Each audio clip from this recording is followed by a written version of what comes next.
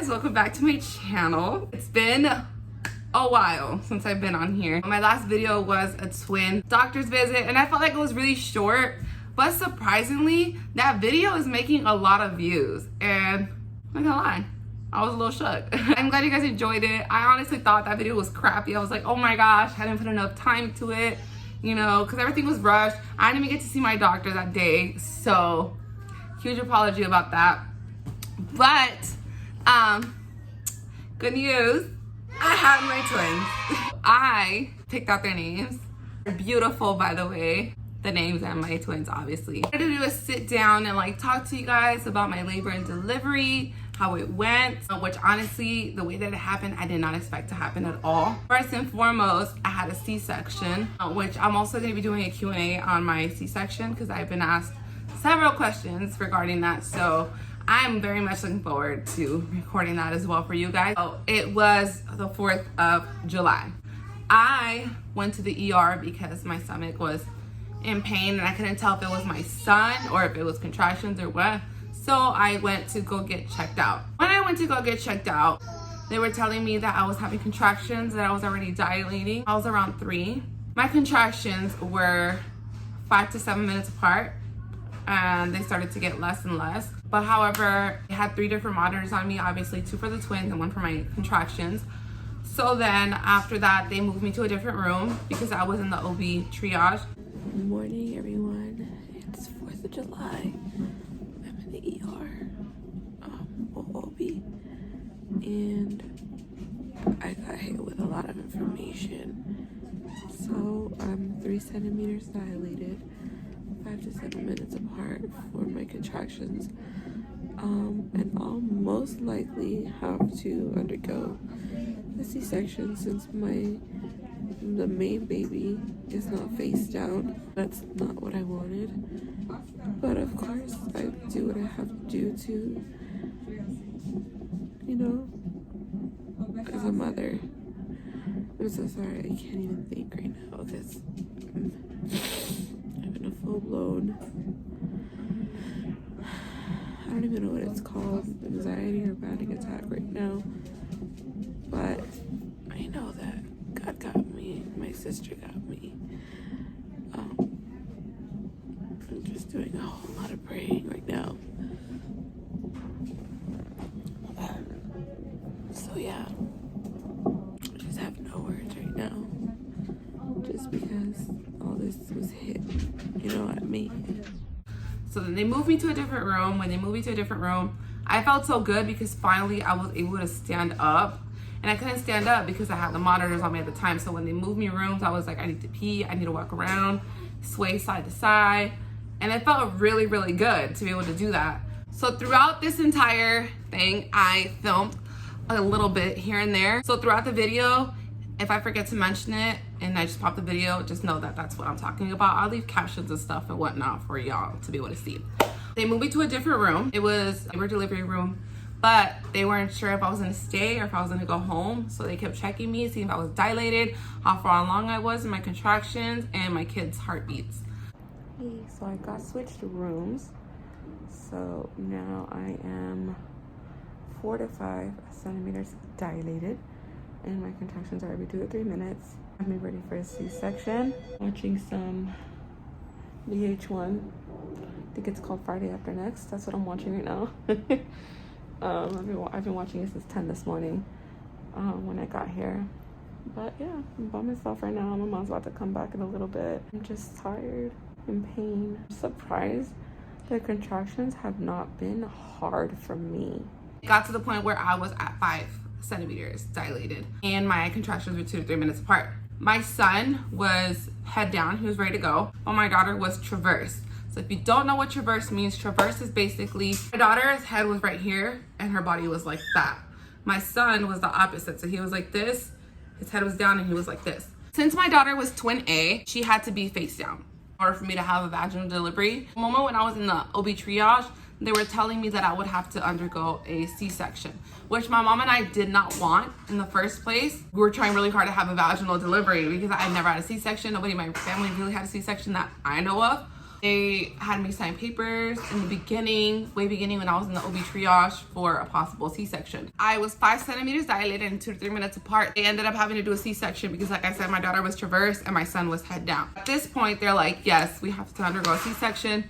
You have to fill out papers. You're gonna meet the anesthesia guy. Like, everything was coming at me quick. And I didn't have time to process this C-section. I mean, I did before, but I honestly felt, since I had already had 3 previous pregnancies, that I was able to have my twins vaginally.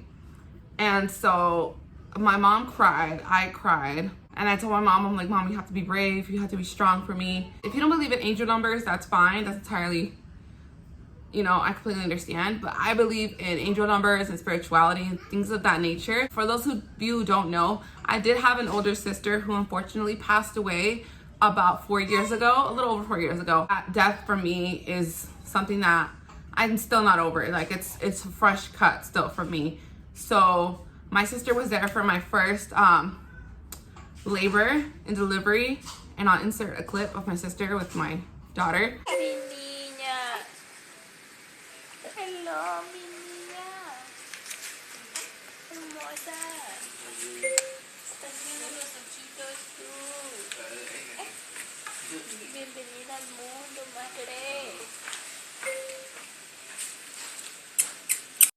Not having her there for my second, third, and this 4th pregnancy, labor and delivery hit very hard for me. And the doctor told me that I was gonna have to undergo a C-section. I looked down on my phone, it was 5:55 that time when the doctor was telling me, and I instantly looked up what it meant. It basically said that my guardian angel was there.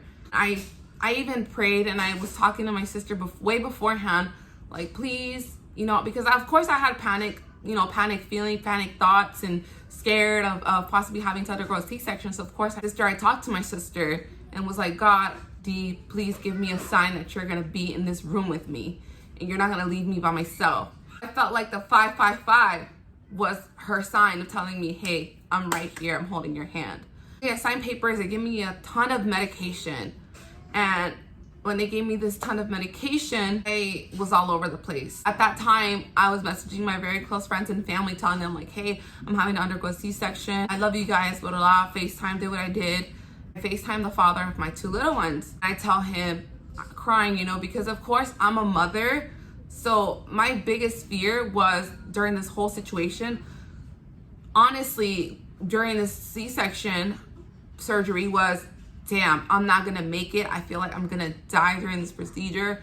I'm thinking the possible absolute worst in this situation. Crying and panicking at him, telling him, I'm about to go and undergo a C-section. Please take care of my kids. Please, please, you know, whatever came in that moment is what I splurged at him, because I flat out don't remember, if I'm being honest, but I basically on the lines of, please take care of them, please love them, please this, please that. Tell them I love them so much, and this and that. It's like, it's gonna be okay, you're gonna make it, you're gonna be fine, they're well taken care of, I promise, da, da, da. Things like that. It came time for me to go, and I'm crying as I'm going in this gurney to my surgery. They're like, it's okay, you're gonna be fine, you're gonna have a party hat, you know, your mom's gonna be by your side, this and that. And I'm like, I'm not crying because of the C-section. Like, I'm braving it out. I have the epidural, so I'm gonna be fine, you know? And I was crying because as a mother, basically, you want to be here for your kids, and things like this, it could go in any way or shape or form, right? And so that was my thought, is when it came down to my kids. We get there, my mom puts on this suit, they put me in this room, they told my mom to wait outside because they have to prep me. And so they put the epidural, and when I tell you guys, I've had an epidural with my first pregnancy. That to me, honestly, was nothing. This epidural, for some reason, stung. When the moment they put it in and when they were putting the medication in, I screamed because it was literally the only fucking painful thing in the entire world. I cried. They had me lay down, and literally the shape of the bed, it wasn't even a bed. It was like I don't know how to explain it. It was like this with arms, literally. And so I'm like this, like Jesus on this table. The anesthesia guy was oh my God. Anesthesia guys were so cool. They were so freaking tight. I love them. And he was like, here, hold on to this, gives you something to do. And so I'm stretched out, and they're doing what they gotta do to prep me for this operation. They had this file thing in front of me. It was blue, but at the top, there was a mirror, and I was still able to see down to see what they were doing. I'm asking, you know, can my mom come in now? Because my mom was obviously concerned, like, I want to be in there with her, you know, because that's my daughter or whatever, right? And so I was like, can my mom come in now? And they're like, are your knees numb? And my stupid ass was like, no. And I'm like, wait. And I try to move my legs, and I can't move my legs. And I'm like, yes, I'm numb now. And they laughed at me because, like, you know, they obviously knew, but my stupid ass, you know, whatever.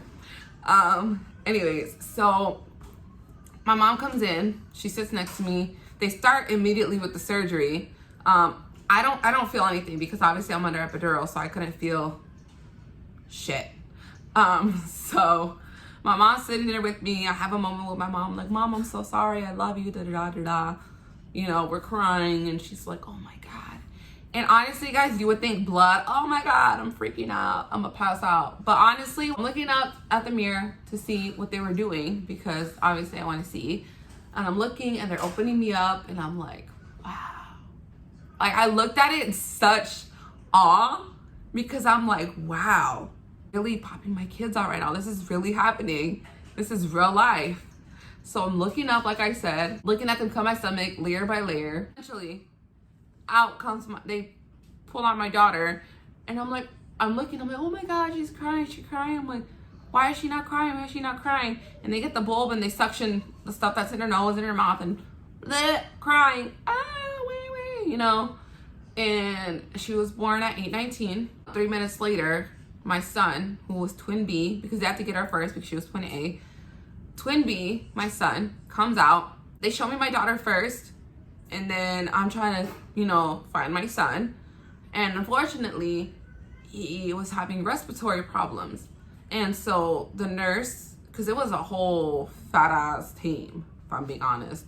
So a team for me, team for the twins, a bunch of nurses, doctors, you name it, they were all in there. The nurse comes to me and tells me, hey, we have to take your son to the NICU because he's having respiratory problems.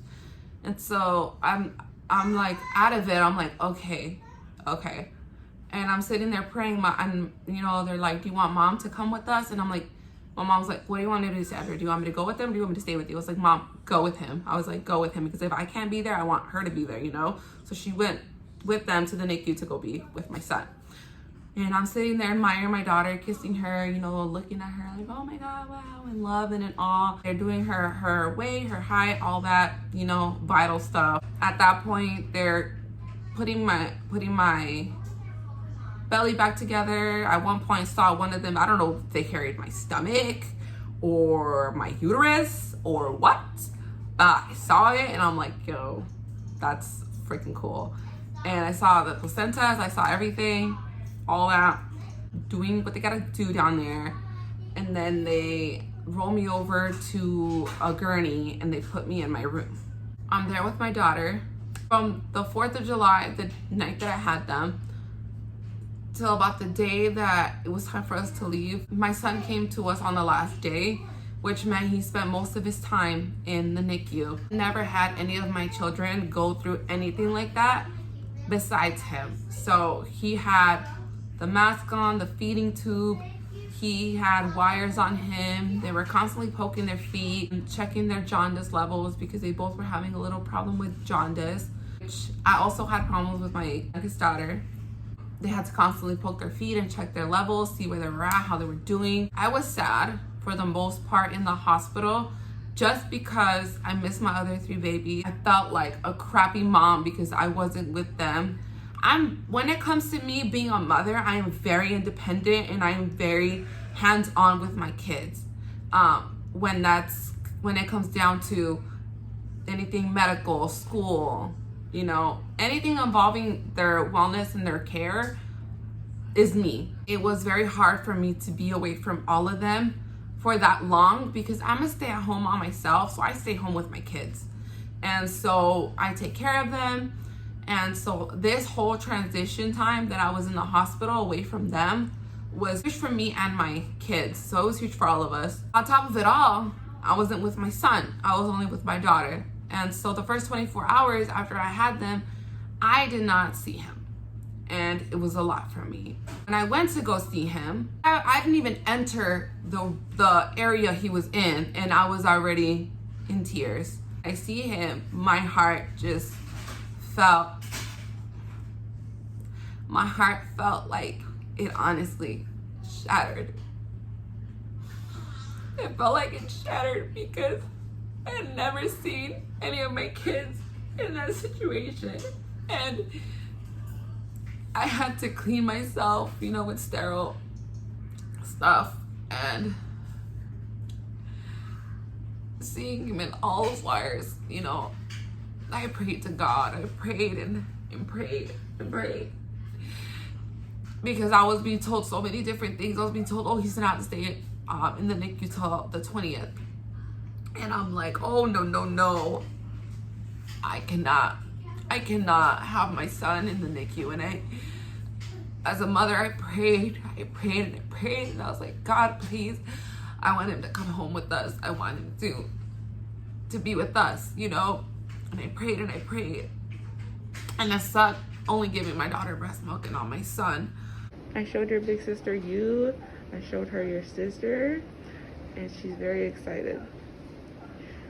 She's like, where's my big brother? And I told her he's in a special room. And they're taking very good care of him. That's what I said. But she's thinking of you too. All right, I'm gonna have her put you back in there, okay? Because I can't have you out here too long. I want you to be strong and big and healthy when you get to me. Okay? I love you. Be good, big boy. Okay? Moving is good, you see that? Yeah. You be good, big boy. I love you so much. Hearing that he had to be fed sugar water through the feeding tube, I'm like, he's not eating, and that moment with my son was a lot for me. And I'll insert clips. For me, that was the most hardest thing I've ever had to go through as a parent. Aside from a surgery my oldest son had. This was honestly the worst for me. And my mom's like, it's okay, he's good, he's breathing, they have him on oxygen, this and that. But it's like, it didn't matter what they told me. The fact of the matter was, my son was not with me. My twins were not with me together. So it was a lot for me. And on top of it all, after the C-section, I was having a nerve pain on my inner thigh. It was burning, and it was hard to get up, and it was hard to sit back down. I would shake and I would sweat when I would have to. The thought of standing and sitting was a lot for me, but of course I had to get up and walk around. I had to use the bathroom, of course. I had to get up and feed. I had to get up and eat. My mom would still go and check on my son and take pictures and send them to me. My mom was a very huge help in all of this.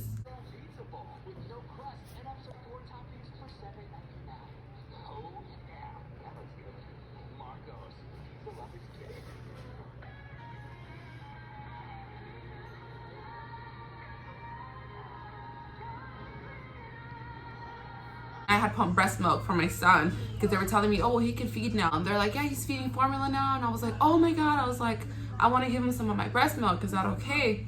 They're like, yeah, of course. They'll give you labels up at the front and put the time and all that information, right? And so I pumped like 2 or 3 of the little thingies, 3 little baby bottles they had for him.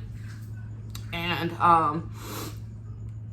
yeah, he drank some of my breast milk, which is what I wanted. Lo and behold, here comes my son, and I start crying. I'm like, God was hearing me. Thank you, God. This is all I wanted, and yeah, I felt good having my kids together with me, finally. And I'll post pictures up around me of the day that he was with me. Obviously, like I said, I was having this leg pain, and I told them to bring the doctor, and I'm telling the doctor this pain, I'm explaining this pain, and they prescribed it to me late. I had gone to the the pharmacy, they only had my 4 medications. And they had me sign this slip about addiction and opioids and how people fall addicted to it. And I look at my mom as I'm signing this paper and I'm telling her, Mom, please, I'm a mother of 5. I cannot slack. I was like, please don't make me get addicted to these things. I have 5 kids to feed, 5 kids to take care of, 5 kids that rely on me and depend on me. Please don't let me fall addicted to this. And she's like, I promise, I promise. We leave.